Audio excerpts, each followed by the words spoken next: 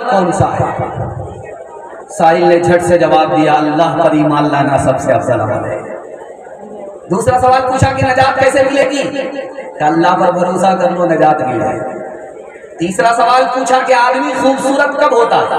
کمال مل جائے خوبصورت ہو جاتا ہے، علم مل جائے خوبصورت ہو جاتا ہے۔ اگر یہ دو چیز نہ ہو آگ اس پر بجلی گرے مجھے دیر ہو رہی ہے، تینوں سوال مکمل ہو گیا ہے، تھیلی دیجیے اور مجھے جلدی سے نکل دیا۔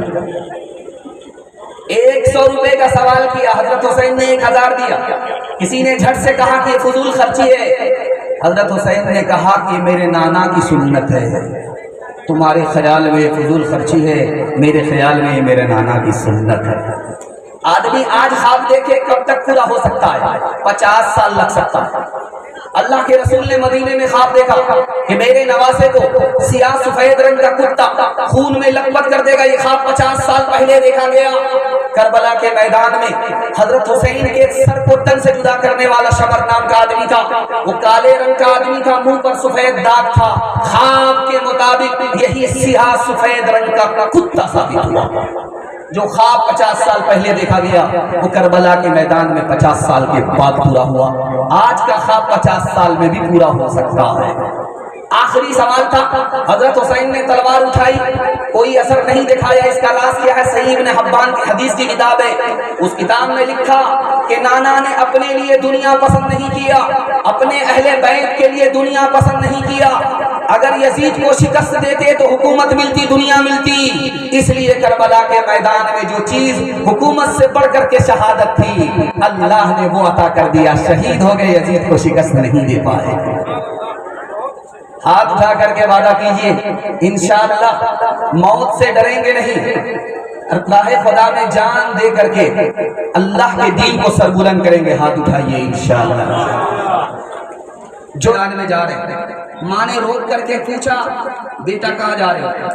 راہ خدا میں جنگ لڑنے کے لیے جا رہا ہوں۔ کہا بیٹا پیٹھ مت دکھانا، راہ خدا میں جان دے دینا، پیٹھ مت دکھانا۔ خبر آئی کہ تمہارے چاروں چراغ گل ہو گئے، چاروں بیٹے شہید ہو گئے۔ ماں کہتی ہے سبحان اللہ، ماں کہتی ہے الحمدللہ، ماں کہتی ہے ماشاءاللہ۔ لوگوں نے کہا ماں یہ مصیبت کی گھڑی ہے، انا للہ پڑھو۔ ماشاءاللہ الحمدللہ کیوں کہہ رہی ہو؟ کہ جب یہ چھوٹا تھا میری گود میں دودھ پیتا تھا تو میں اللہ سے دعا کرتی تھی میرے پروردگار میرے بیٹے کو راہ خدا میں شہادت دے کر کے قبول فرما، اپنے دین کو میرے بیٹوں کے ذریعے سر بلند فرما۔ بچپن کی دعا جوانی میں قبول ہو گئی، اس خوشی میں میں نے ماشاءاللہ کہا۔ وہ مائیں جب کے لیتی تھی بنائے تو یوں بیٹے کے وہ کرتی تھی دعائیں، وہ مائیں پیدا کرتی تھی نمازی، دھنی تلوار کے میدان کے غازی۔ وہ مائیں جب کے لیتی تھی بنائے تو یوں بیٹے کو کرتی تھی دعائیں۔ عبادت میں کٹے بیٹا جوانی، شہادت میں ختم ہو زندگانی۔ عبادت میں کٹے بیٹا جوانی، شہادت میں ختم ہو زندگانی۔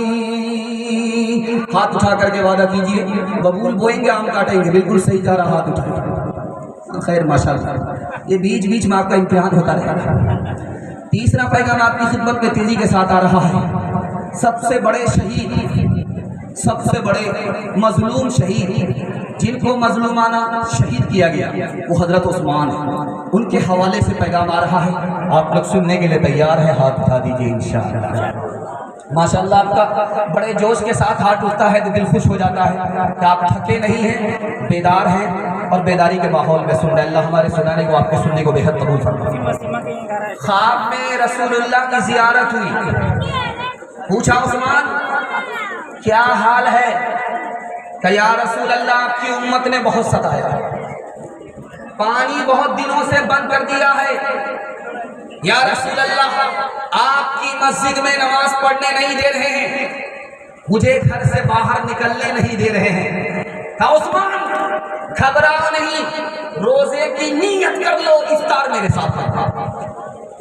حضرت عثمان نے لوگوں سے کہا لوگوں اس کنویں سے مجھے پانی پینے نہیں دے رہے ہو جس کو میں نے اپنے پیسے سے خرید کر کے مسلمانوں کو دیا. مسلمانوں اس مسجد میں تم مجھے نماز پڑھنے نہیں دیتے جس کی زمین میں خرید کر کے مسجد کو اللہ کے رسول کے حکم پر دے دیا. اس مسجد میں تم مجھے نماز پڑھنے نہیں دے رہے ہو اور تم مجھے قتل کرنا چاہتے ہو. یاد رکھو اگر داماد رسول عثمان کو تم نے قتل کر دیا تو ایک جگہ اکٹھی کبھی نماز نہیں پڑھ سکو گے, جنگ کے میدان میں کبھی اکٹھے نہیں ہو سکو گے, زندگی بھر کے لیے تمہارا اتحاد ختم ہو جائے گا. کسی نے کہا کہ حضور آپ مدینہ چھوڑ دیجئے مکہ چلے جائیں. کہا یہ ہو نہیں سکتا, اگر میں مکہ پہنچوں گا تو یہ مکے کی توہین کریں گے, یہ مجھے گوارا نہیں. کہا حضور آپ مقابلہ کیجئے, آپ تو خلیفہ ہیں, آپ حکم کیجئے, تلوار چلا دیجئے. کہا کہ نبی کی امت سے مجھے محبت ہے, میں نبی کی امت کا خون اپنے لیے بہانا نہیں چاہتا. کہا کہ حضور آپ مدینہ چھوڑ کر کے ملک شام چلے جائیے. کہا کہ میں جان تو دے سکتا ہوں, نبی کے شہر کو چھوڑ نہیں سکتا. اتنا بڑا عاشق